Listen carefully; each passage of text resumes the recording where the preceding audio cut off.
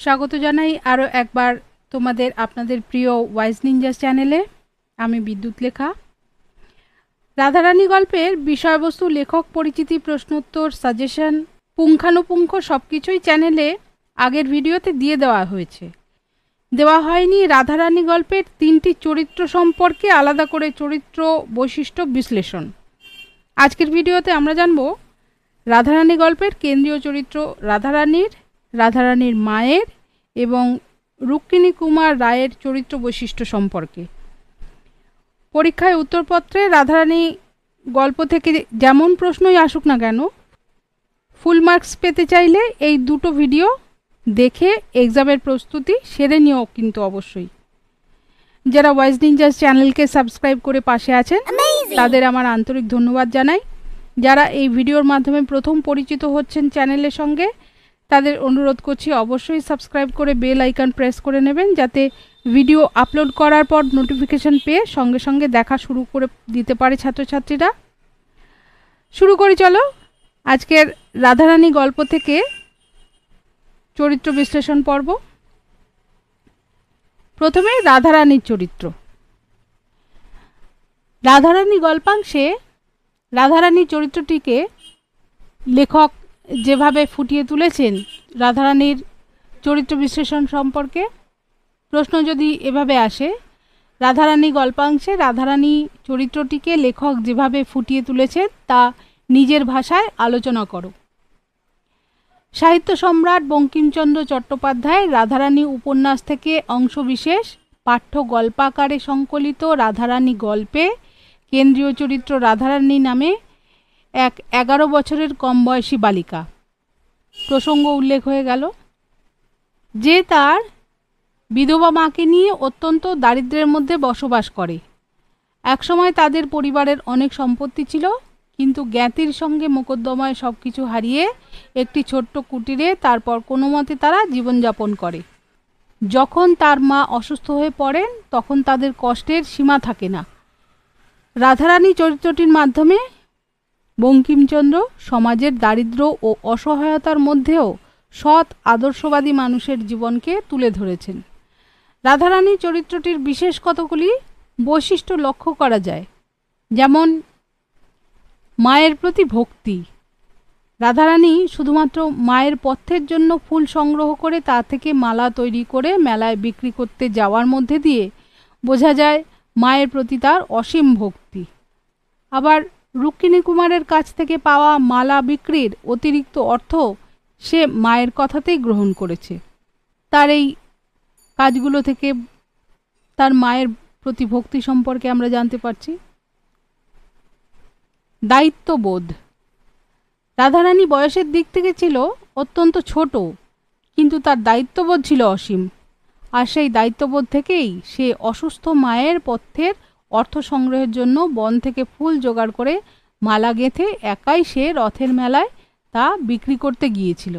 দায়িত্ববোধ তার মধ্যে জাগরুক ছিল, সেই জন্যই সে একাকী এই দুরূহ কাজটি করতে পেরেছে। সততা। রাধারানী সৎ বলেই রুক্মিণী কুমারের থেকে মালা বিক্রির অতিরিক্ত অর্থ তাকে ফেরত দিতে চেয়েছিল এবং রাধারানীর ঘরে রেখে যাওয়া নোটটিও সে খরচ করেনি। সেবা পরায়ণতা। মায়ের জন্য বাজারে গিয়ে তেল আনা, রান্না করা, ঘর পরিষ্কার করা, মাকে খেতে দেওয়া, এই সমস্ত কাজ শুধুমাত্র সে তার অসুস্থ মায়ের জন্য করেছে। অর্থাৎ তার মায়ের প্রতি সেবা পরায়ণতার দিকটি সুন্দরভাবে ফুটে উঠেছে। কৃতজ্ঞতাবোধ। যে পথিক তাকে অন্ধকারে হাত ধরে পথ দেখিয়ে বাড়ি নিয়ে আসে, সেই উপকারী মানুষের থেকে মালার দাম নেওয়া নিয়ে রাধারানীর যে সংশয়, তা থেকে তার কৃতজ্ঞতাবোধের পরিচয় পাওয়া যায়।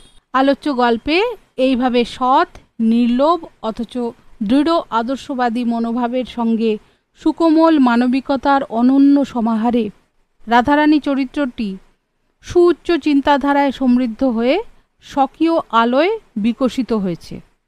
রাধারানীর চরিত্র হয়ে গেল। এইভাবে চরিত্র বিশ্লেষণ লেখার শুরুতে এইভাবে একটু ভূমিকা থাকবে, প্রসঙ্গ উল্লেখ, এই অংশ তো দিতেই হবে। তারপর পয়েন্ট করে করে সেই চরিত্রের মধ্যে যা যা কিছু বৈশিষ্ট্য বিশেষভাবে লক্ষিত হয় সেটা দিতে হবে। আর পরিশেষে উপসংহারের মতো এরকম একটু অংশ লিখে ইতি টানতে হবে। এরপরে রুক্মিণী কুমার রায়ের চরিত্র। প্রশ্ন যদি এরকমভাবে আসে, যার মূল উদ্দেশ্য রাধারানী গল্প থেকে রুক্মিণী কুমার রায়ের যে চরিত্র সেই সম্পর্কে জানতে চাওয়া হলে এইভাবে লিখতে হবে। ধরো প্রশ্নটা এরকম, রাধারানী গল্পে রুক্মিণী কুমার রায়ের যে পরিচয় পাওয়া যায় তা নিজের ভাষায় লেখো। বঙ্কিমচন্দ্র চট্টোপাধ্যায় রচিত, শুরুতে সাহিত্য সম্রাট বঙ্কিমচন্দ্র এই ধরনের কিছু লিখো, ঋষি বঙ্কিমচন্দ্র চট্টোপাধ্যায় বা সাহিত্য সম্রাট বঙ্কিমচন্দ্র চট্টোপাধ্যায়, সাহিত্যিক বঙ্কিমচন্দ্র চট্টোপাধ্যায়, এরকম। বঙ্কিমচন্দ্র চট্টোপাধ্যায় রচিত রাধারানী গল্পের স্বল্প পরিসরে রুক্মিণী কুমার রায় সম্পর্কে ততটা বিশদভাবে আমরা জানতে পারি না, তবু রাধারানীর সঙ্গে তার বাক্যালাপ ও আচরণ থেকে তার কিছু চরিত্র বৈশিষ্ট্য আমরা দেখতে পাই। যেমন তিনি বন্ধুপরায়ণ। প্রবল বৃষ্টির কারণে রথের মেলা ভেঙে যাওয়ার ফলে রাধারানীর কোনো মালা বিক্রি হয় না। রাধারানীর মায়ের পথ্যের কথা ভেবে ব্যাকুল হয়ে পড়েছে। তখন পরম বন্ধুর মতো রাধারানীকে সাহায্যের হাত বাড়িয়ে দিয়েছেন রুক্মিণী কুমার। তিনি রাধারানীর সকল মালাই কিনে নেন যাতে রাধারানীর মায়ের জন্য পথ্য কিনতে পারে। পরোপকারী। অন্ধকার পিচ্ছিল পথে বালিকা রাধারানী কোনো রকম অসুবিধায় না পড়ে সেই চিন্তা করে রাধারানীকে হাত ধরে তাদের কুটিরে পৌঁছে দেন তিনি। শুধু তাই নয়, রাধারানীর সঙ্গে কথোপকথনে তিনি রাধারানীদের দুরবস্থার কথা জেনেছিলেন, তাই পরিধানের কাপড়টিও দোকান থেকে কিনে রাধারানীদের কুটিরে পৌঁছে দেওয়ার ব্যবস্থা করেন। প্রচার বিমুখ। রুক্মিণী কুমার মালার মূল্যরূপে অধিক মূল্য দিয়েছেন, আড়ালে থেকে কাপড় কিনে পাঠিয়েছেন, রাধারানীদের কুটিরে একটি নোট রেখে এসেছেন। এসবই তিনি নীরবে করেছেন, নিজেকে অপ্রকাশ্য রেখেই সাহায্যের হাত বাড়িয়েছেন। এতে তার প্রচার বিমুখতার পরিচয় ব্যক্ত হয়েছে। বিচক্ষণ। রুক্মিণী কুমার তার নাম লিখে দিয়েছেন নোটে, যাতে কেউ রাধারানীদের চোর অপবাদ দিতে না পারে। এতে তার বিচক্ষণতার পরিচয় ফুটে উঠেছে। দয়াশীল। সর্বোপরি বলা যায়, যেভাবে তিনি অপরিচিত পরিবারকে সাহায্য করেছেন তাতে তার চরিত্রের মানবিকতা ও দয়াশীলতার পরিচয় প্রকাশিত হয়েছে। রাধারানী গল্পে রুক্মিণী কুমারের এমন সুউচ্চ মানবিক গুণাবলী তাকে স্বতন্ত্র বৈশিষ্ট্যে উজ্জ্বল করেছে।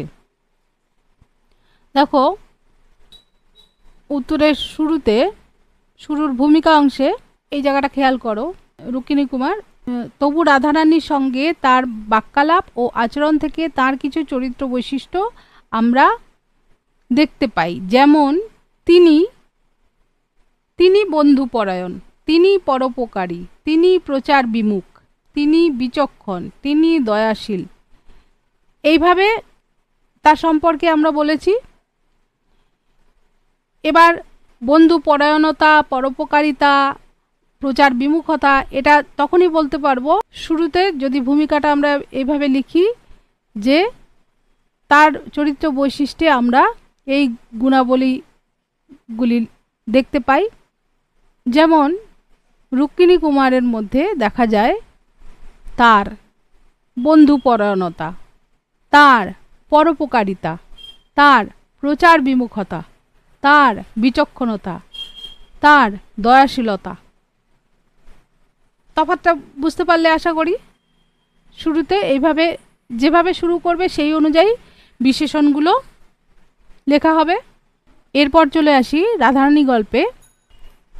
রাধারানীর মাকে আমরা গল্পে যেভাবে দেখতে পেয়েছি তার চরিত্র বৈশিষ্ট্য যদি বিশ্লেষণ করতে হয়, প্রশ্ন যদি আমরা এভাবে পাই, রাধারানী গল্প অবলম্বনে রাধারানীর মায়ের যে পরিচয় পাও তা নিজের ভাষায় লেখো।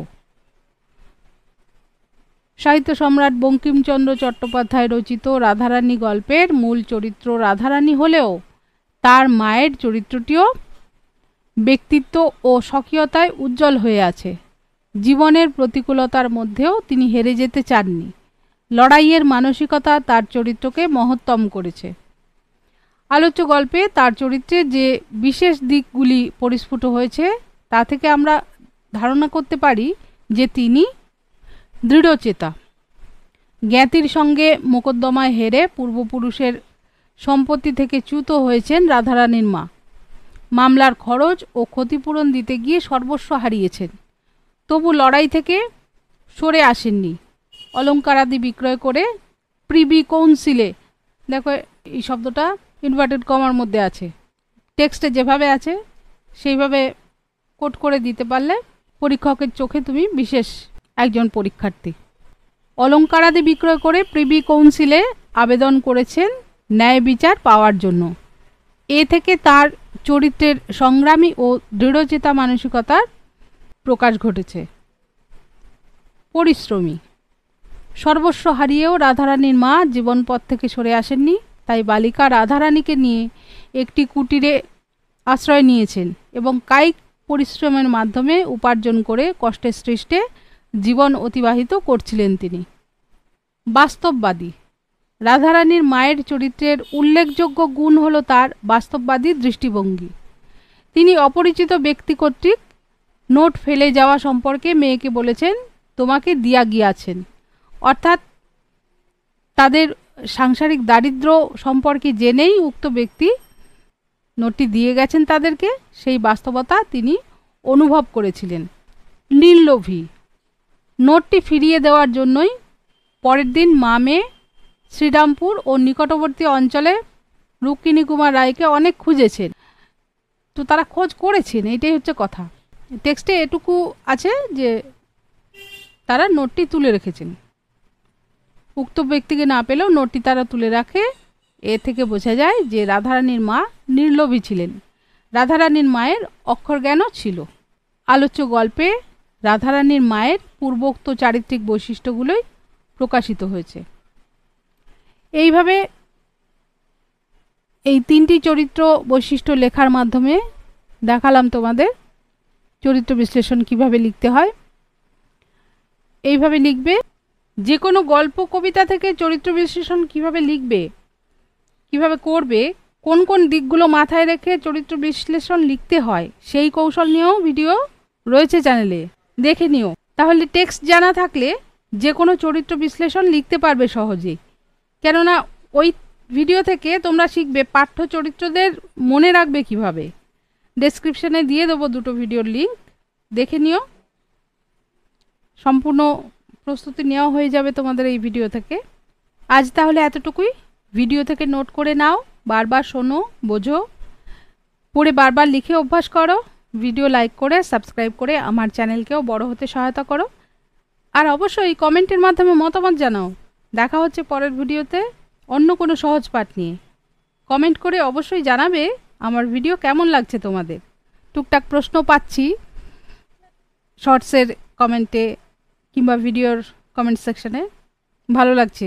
আলোচনা সমালোচনার মধ্যেই পড়াশোনা আরও বিশদভাবে জানা যায়। কমেন্ট করবে। তাহলে ভালো থেকো, ভালো থাকুন সবাই।